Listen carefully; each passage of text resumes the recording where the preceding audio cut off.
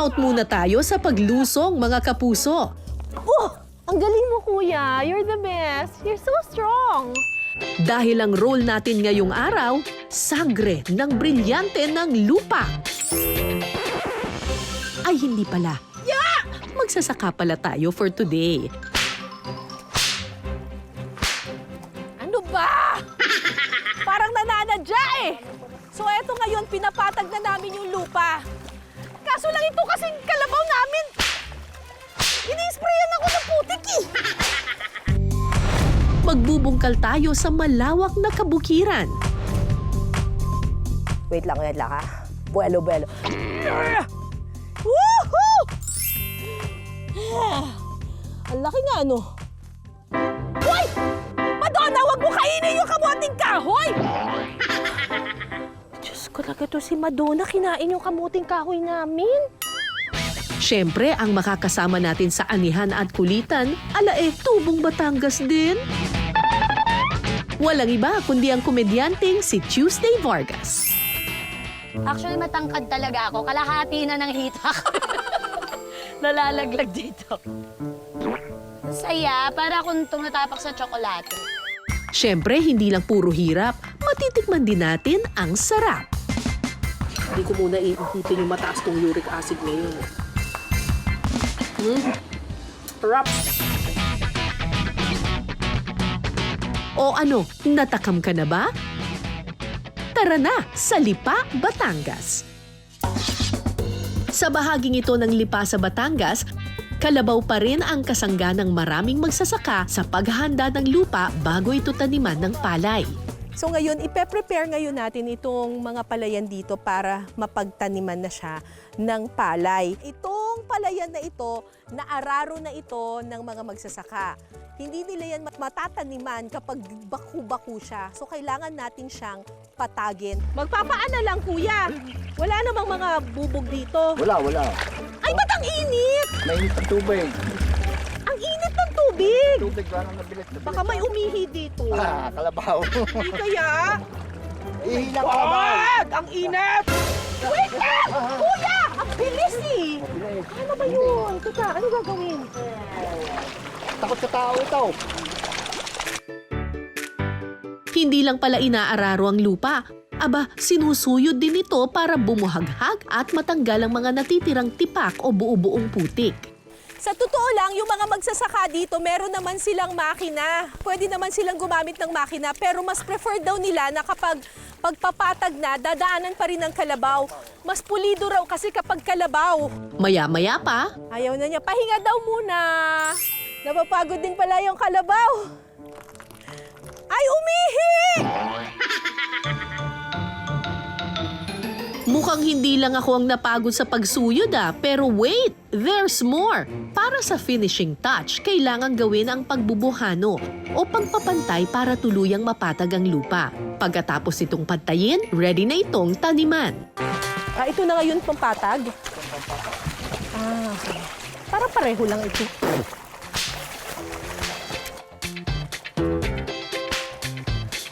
Tama na! Sabi nga nila, magtanim ay di biro. Pero bitin pala ang kasabayan na yun dahil pati ang kalabaw hindi rin pwedeng biruin. Kaso lang ito kasing kalabaw namin. Ini-sprayan ako ng putik eh. Teka kuya, masakit na yun. Puro tatanggalin ko na yung piligmat ako. Ho, ho, ho, ho, ho. At dahil kayod kalabaw tayo, deserve ko syempre ang masarap na reward. Ang ipinagmamalaki nilang Lugaw, Batangas. Perfect sa tag-ulan. Kasama ko dito si Kuya Lakay na magtuturo sa atin paano ito lutuin. Okay.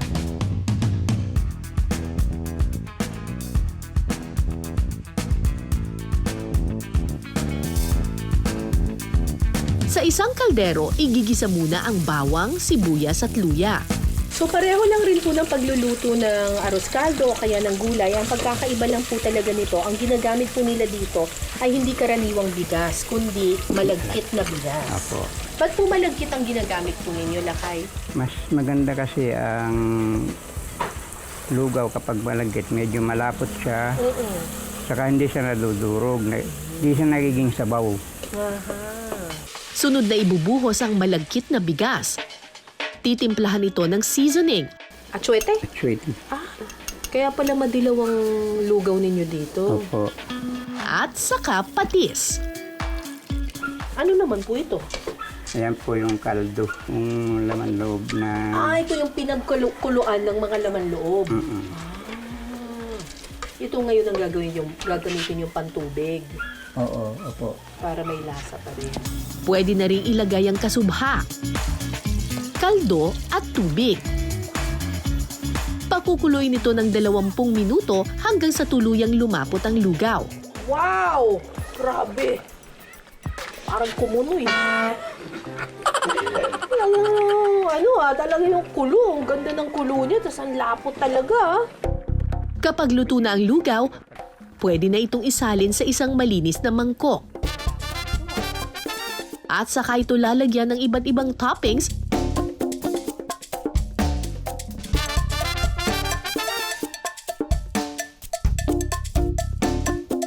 Okay. At eto na po ang ating Lugaw Batangas. Kain na! ang ipinagmamalaking lugaw ng Batangas, matitikman natin mamaya. Mahigit 60% ng kabuoang lupain ng Lipa, Batangas nakalaan sa agrikultura. Isa sa mga madalas na inaaning pananim dito ang kamoting kahoy o kilala sa tawag na balinghoy. Hello! Ito po si Madonna, ang aking kabayo. Ang nakikita mo, Madonna, lahat ng yan ay hindi atin. Pero kukuha tayo ng mga kamoteng kahoy. Halina't manguha tayo ng kamote. Ito na yung mga kamoteng kahoy. Pwede na itong kunin? Pwede na. O sige, paano po natin kukunin? Tapos, ay hihilahin lang? Teka, mapapalaban ako dito ah.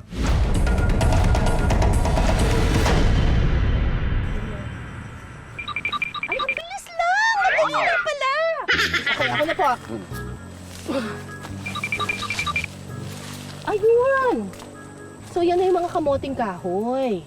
Ang dali lang pala nito, mukhang hindi tayo mangangamote for today's video. Okay. O sige kuya, doon ka na sa kabila. Kaya ko na to. Ay, kaya ko po to. Wait lang po. Sabi, lakas ng loob ko eh. Sabi ko, kaya ko to, kaya ko to. Gumagalaw niya eh. Saan po alalay? Okay. Ayun, ito pala.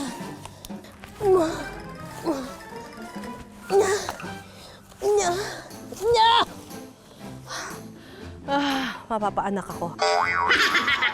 Wow! Wow! So kapag mas mataba pong ganito, ibig sabihin, mas malaki yung laman niya sa loob. At kapag mas malaki yung laman sa loob, mas mahirap hilahin. Mas mabigat. Pero kakayanin ko to.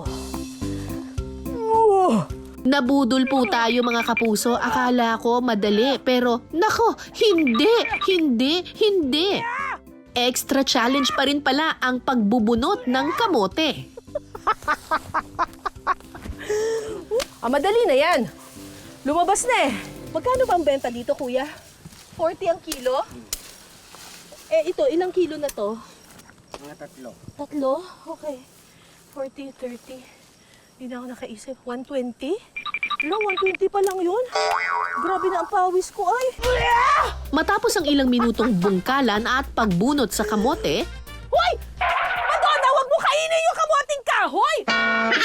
Ito si Madonna, kinain yung kamuting kahoy namin. aba Kuya Eddie, dali na't ilipat na natin itong mga kamote. Baka masolo na lahat ni Madonna. Okay, ilalagay na ngayon natin sa bangkil. Ganyan lang po. So ito na yung mga nakuha naming kamoting kahoy. At ang gagawin namin dito ay nilupak. So itong pawis ko na to sa pagkuha ng kamoting kahoy, may dagdag pa palang trabaho. Kalahati pa lang yun kasi magbabayo pa tayo mamaya. Halika na, Madonna. Tara na.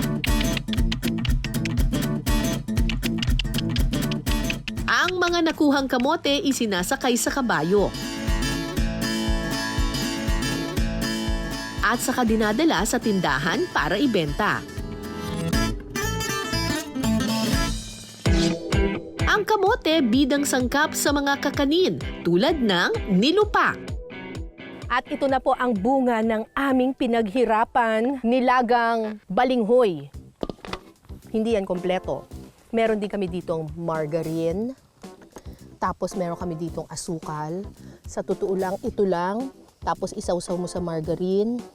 Ganyan. Isawsaw mo sa asukal. Panalo na. Pero mas masarap ang gagawin namin ngayon. May margarine, may asukal. May gatas. Tapos meron kaming peanut butter dito. At saka, dinurog na mani. Alam niyo na ba kung anong gagawin namin? Ito. Alam niyo na ba? Gagawa po kami ng pak na nilupak. Ito po ay pre-cook na. Ang mga nilagang kamoteng kahoy dinudurog gamit ang pambayo na kung tawagin nila lusong. Basta tayo po ay magdahan-dahan lang muna nating lalagyan ng pakunti-kunti habang naluluba. Ayan. Ano luba? Luba po, yung parang dinudurog. Sa Batangas po ay kung tawagin niluluba. Niluluba. Niluluba. Eh di dapat nilubak. Oo, parang nilubak. Parang, Joke lang, toast. Ayan. yeah, pagka gawin parang nalagi-lagitik na, pwede lang tayo magdagdag. Okay, Kasi kapag pag- nalagitik na, ano naman yung lagitik? Ang nalagitik parang napos nga. Parang lumagkit. Yeah, lumagkit. Ayun tingnan mo di ba? Medyo may lagkit-lagkit na siya Opo. ng konti. So, alam mo na tama na yung pagkakabayo mo kapag medyo may lagkit-lagkit na siyang ganyan. Pak, okay. Ganyan lang. Opo. Mhm. Ganyan lang po. Sunod na ilalagay ang asukal, margarine, gatas, at peanut butter.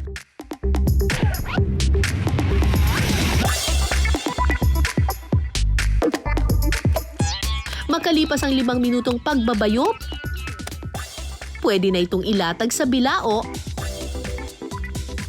at budburan ng durog na mani as toppings. Ayan. Okay na. Ito na. Luto na ang ating nilupak. Kain na.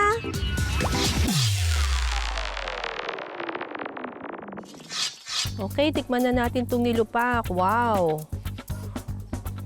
Ayan. Lasang-lasa mo yung yung peanuts. Sarap.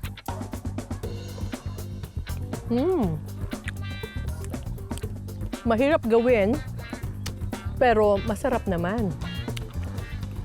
Sulit ang mga pinaghirapan.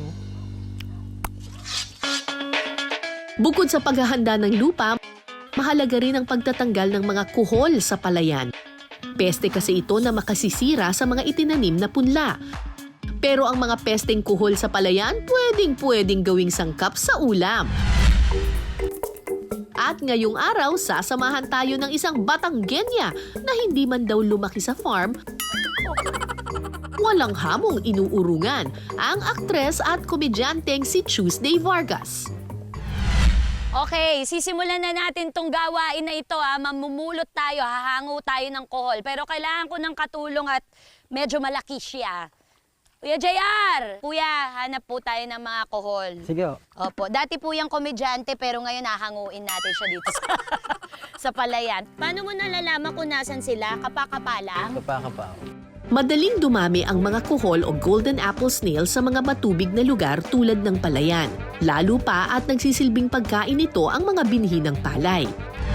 Actually, matangkad talaga ako. Kalahati na ng hita ko. Nalalaglag dito. Ang saya, para akong tumatapak sa tsokolate. Ayun. Ay! Gumagalaw! Naalala ko pag kinakain namin, tinututpick pa namin Oo. yung loob. Hinuhugot Inuhugot pa sa loob. sa loob. Ayan nga, oh, yung binhi na ano nila, kinakain nila. Saan? Sa madami. Ikaw kumuha. May coach kami, may coach kung saan daw madami. Dito, Dine. Okay. Aba Tuesday, mukhang nag-i-enjoy ka na talaga sa putikan ha? Okay, so eto na, success tayo. Tingnan nyo naman, halos 2 kilong kohol yung nahango natin. Excited na. Mamaya lulutuin natin to. Let's go! Ayan, kasama natin ngayon si Ate Beck at eto na rin yung kohol kanina na hinarvest natin. Tinanggal na ni Ate Beck sa shell. Pinakuluan na rin niya tapos binulungan na niya ng dasal para masarap. Ate Beck, ano po ang recipe natin ngayon? Meron po tayong champening kohol.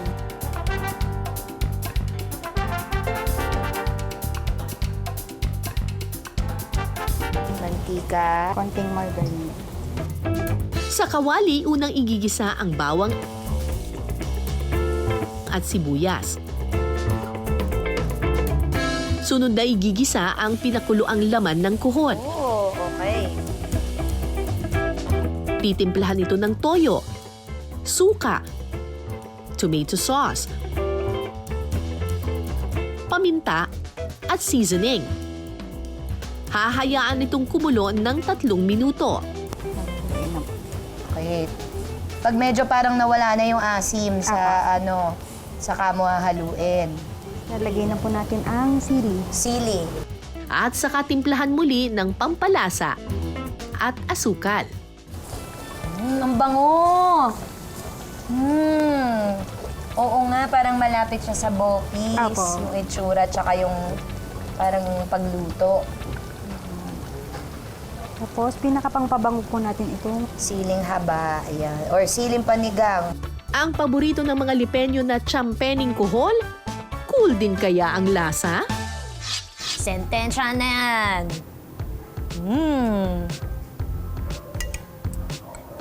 May kanin tayo, guys, para match.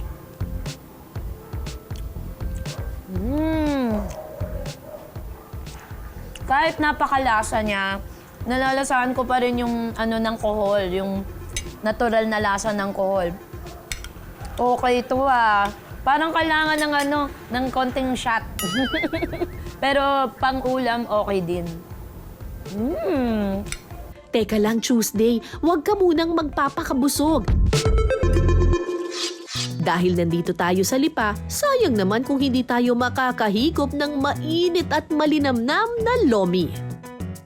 Pero ang tanong, paano nga ba ginagawa ang noodles ng lomi? Napaka-curious po namin na malaman talaga itong proseso ng paggawa ng pansit. Pwede niyo po bang ipakita sa amin? Pwede po. Ayan, sige. Ito na po ba? Dito sige, po tayo, ano ma'am. pong gagawin natin, sir? Una munang gagawin ng noodle dough.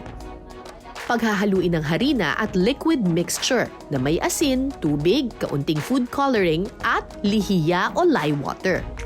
Pero teka Tuesday, bago ka sumabak, mag-hairnet muna tayo. Siyempre, food safety first. Thank you, ate. Pagkatapos, mano-manong mamasahin ng mabuti ang dough. Oo, ganun pala. Kaya hindi basta-basta yung process niya. Mahirap talaga. Oo nga po. Pag kumakain kayo ng Mickey, ngayon mahal nyo na siya. Kasi hindi pala ganun kadali ang paggawa. Okay. Tingnan nga natin, Kuya Jerry, ikaw nga na medyo may lakas ng katawan ang kayang-kayang umano nito, mapag-combine. Hindi ko ma-imagine na magagamit lahat ng harinang yan. Totoo ba? Hindi ka na magdadagdag ng tubig? Sige nga, patingin nga ako. Umano mo yan mako-combine lahat? Okay.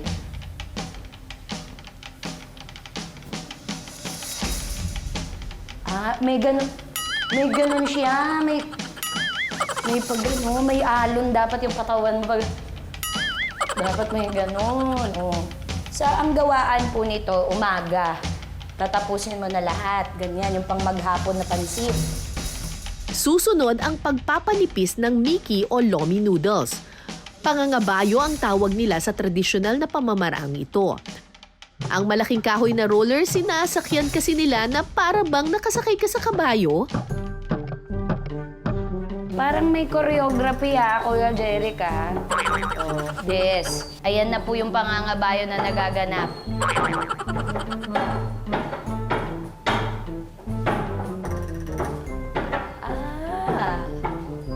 Paano yung sinakay mo kanina? Isang hita lang, ganyan. Tapos, ganan. Iikot mo, ma'am. Iikot mo yung ano. Irorolyo pa ganyan. Yan. Tapos, sabay, yan. Dahan-dahan lang, dahan-dahan. Hop. Nakakamalo ka doon, ha? Yan. Sige. Sobrang gaan ko, wala akong nagagawang Sige pa. pagkakaiba dun sa dough ng Yan. Mickey. Dapat talaga may puwersa, Oo, yung weight mo. Pabalik naman. Mahirap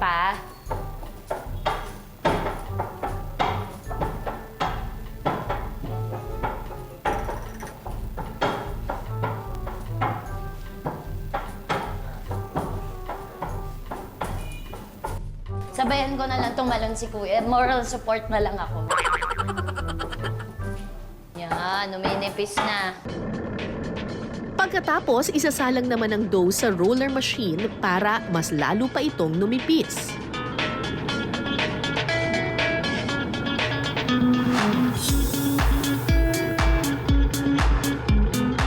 Okay na yan, sir. Okay na. From that, dito naman. Kapag manipis na, mano-mano itong tutupiin at hihiwain ayon sa gustong hugis at lapat.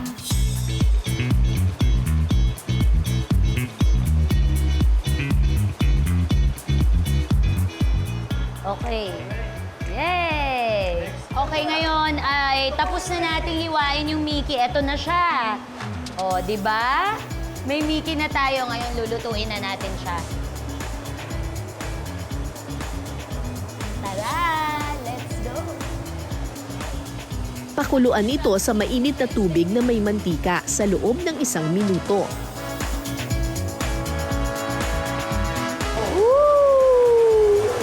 Mabigat, kuya! 1, 2, 3, Yan. Nalagay mo yan dyan. Okay. Naaamoy ko na yung amoy Mickey. Yun pala yun. Meron tayo electric pan dito. Palamigin natin siya.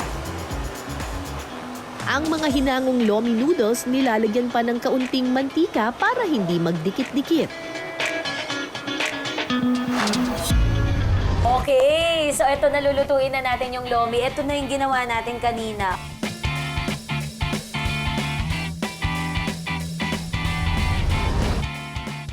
Igigisa muna ang hiniwang karne ng baboy at sibuyas. Lalagyan ng toyo, saka ibubuhos ang kaldo o broth. Ito yung pinagpakuluan ng karne at ng buto-buto ng baboy.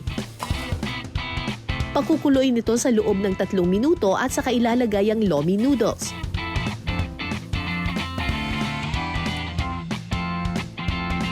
Pag kumulo na ulit, Para lumapot ang sabaw, lagyan ito ng cassava starch na tinunaw sa tubig. charot, isang ganun lang. Ano lang po siya, kailangan nyo rin kontrolin yung pag-ano. Kasi pag nabigla po ang dami ng kasama niya, magdidikit-dikit po siya. Paunti-unti, o kumbaga utay-utay lang. Sige, kuya.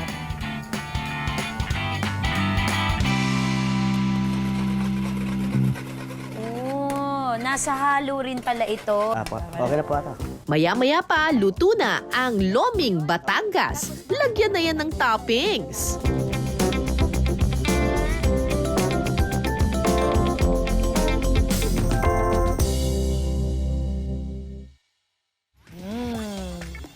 Dapat lahat meron. Lagyan ng konting atay, meatball, yung kikiam. Ayan, yung kikiam.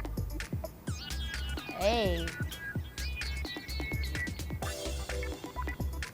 Tapos, lalagyan natin nito. Okay, konti lang.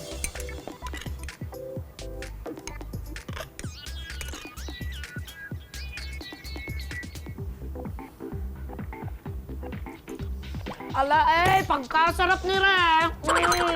Sobrang sarap. Grabe. Eksaktong-eksakto yung alat, Ito, dadagdagan natin ng konting kalamansi para medyo may konting contrast. May panlaban. Ang sarap din ng kikiam. Ito, tikman natin yung meatball.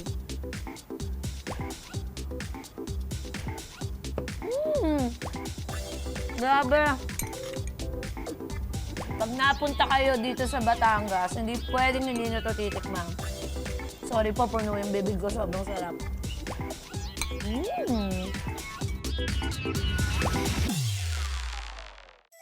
Mula sa mga palayan, oras na para tikman ang Lugaw, Batangas. Okay, tikman na natin itong Lugaw, Batangas. Ang ulit! Masarap kasi merong konting kalamansi eh. Lagyan natin yung atay. Hindi ko muna iisipin yung mataas kong uric acid ngayon.